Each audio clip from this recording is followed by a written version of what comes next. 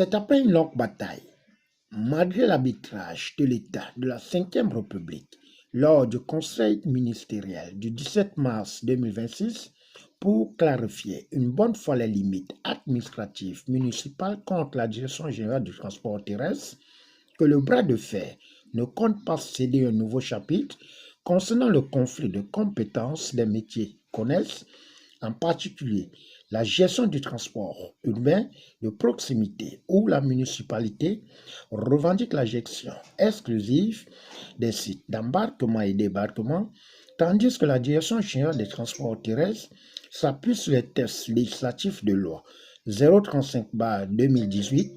C'est dans ce cadre que la journée du 25 mai 2026 a permis à l'Association des transporteurs de la commune de Ntoum, ATCN, affiliée à la FEGASTA, de faire une sortie devant la presse nationale et internationale.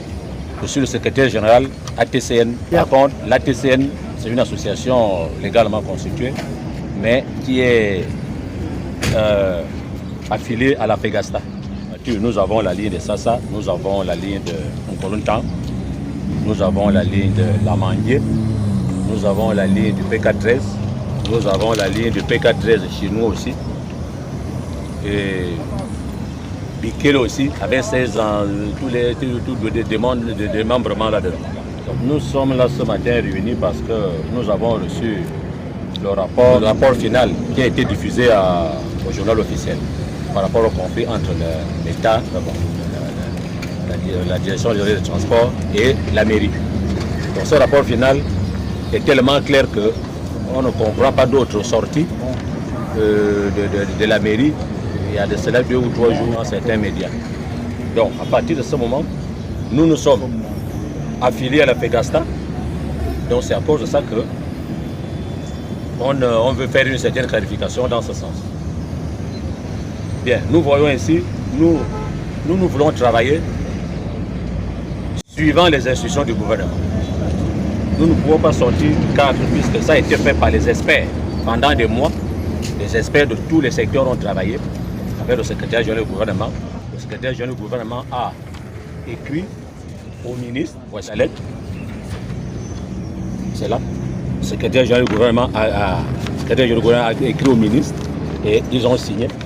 Voilà. Voilà la signature. Donc tout ça là est au journal officiel. Maintenant, le ministre, lui, recevant la lettre du secrétaire général, a écrit au directeur général, lui donnant l'instruction d'appliquer ce qui a été décidé. C'est simplement ça. Nous voulons travailler, nous n'avons pas de problème avec la mairie, nous n'avons pas de problème avec le transport, mais nous évitons seulement qu'il y ait trop de taxes sur les transporteurs. Par exemple, comme on vient de vivre là, on paye les arrêtés. Chaque ligne a son montant qu'il paye annuellement.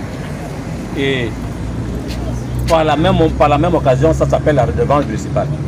Maintenant, la même mairie vient nous prélever encore 24 000 francs par mois. 24 000 francs par mois. Ce qui nous fait en 10 mois à peu près 240 000. C'est quelle taxe? Donc ce sont ces choses-là que nous voudrions que quand le ministère prend la charge, qu'il y ait une harmonisation normale pour que chacun se retrouve. C'est un peu ça.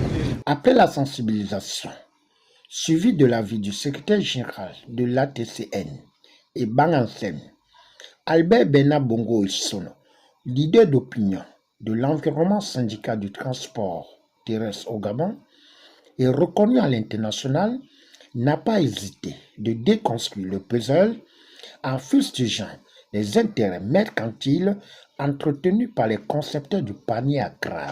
Les choses sont très claires. Nous avions eu ici un conflit entre la mairie de Libreville, les collectivités locales en général et le ministère des Transports. Je pense qu'au niveau du Gabon, nous sommes gérés par le gouvernement. Alors, ce rapport, c'est un comité technique qui a été mis en place, ce rapport. Alors, depuis 2025 que ce comité a été mis en place. Alors, ce comité est venu relater les compétences. Ça veut dire qu'ils ont pris tous les juristes, ils ont pris tous les textes et maintenant interprété ces textes. Mais nous sommes surpris, il y a quelques jours, Et au niveau des réseaux sociaux, ça défile dans la toile que désormais, la mairie désormais va gérer les activités. Et nous sommes étonnés. J'ai l'impression que la mairie de Libreville défie le président de la République parce que le président de la République, il est président, chef de l'État et chef du gouvernement. Alors quand ce gouvernement prend une décision, la mairie est représentée au niveau du gouvernement par le ministère de l'Intérieur. Ils ont rendu officiellement, n'est-ce pas, le rapport. Donc dans ce rapport-là, il est dit que la mairie doit prélever, doit gérer le domaine communal conformément à l'article 48 de la loi 1596 sur la décentralisation.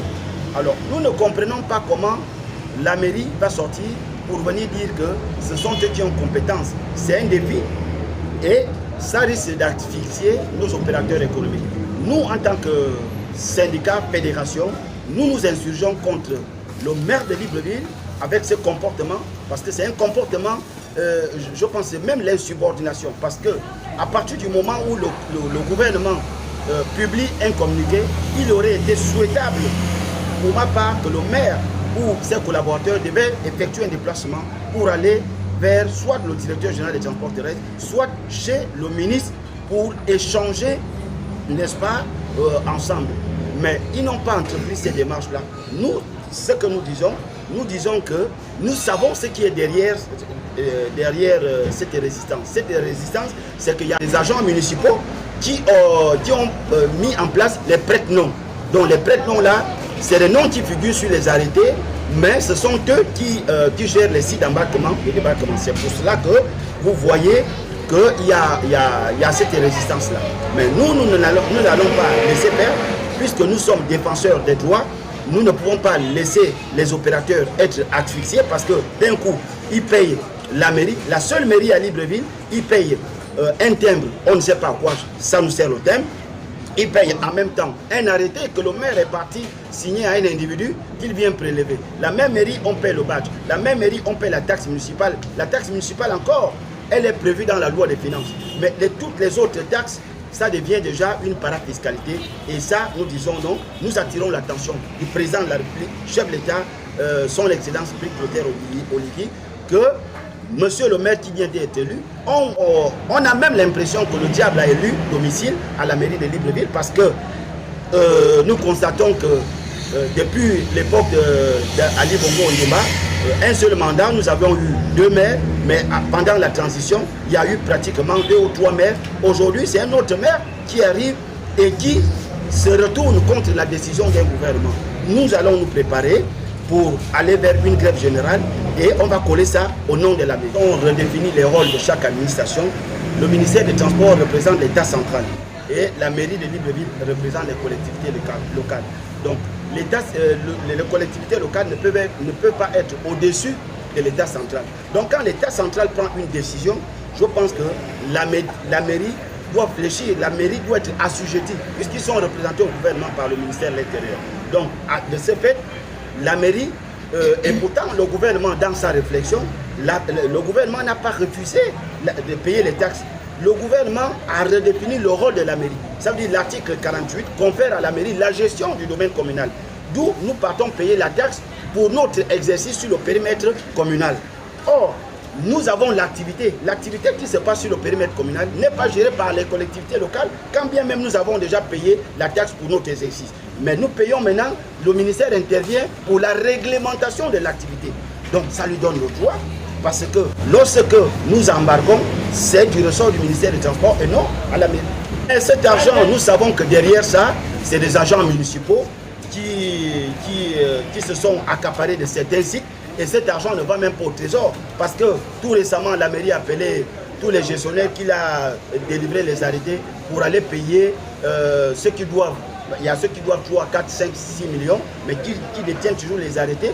Et même, il y a un problème qui est caché parce que nous payons dans le passé 500 francs, mais la mairie est venue nous dire que nous payons 1000 francs. On ne sait pour quelle raison. Cet argent est monté sans nous donner vraiment la raison qu'ils ont remonté 1000 francs. Donc cet argent, ça va dans les poches les portes de la mairie. Et nous saluons le président de la République parce qu'ils sont en train de digitaliser. Donc on a demandé à la mairie, ils devaient harmoniser les taxes. Si déjà la taxe municipale, parce qu'ils ont dit ici, dans le conseil municipal, que le clando doit payer 40 000 semestres.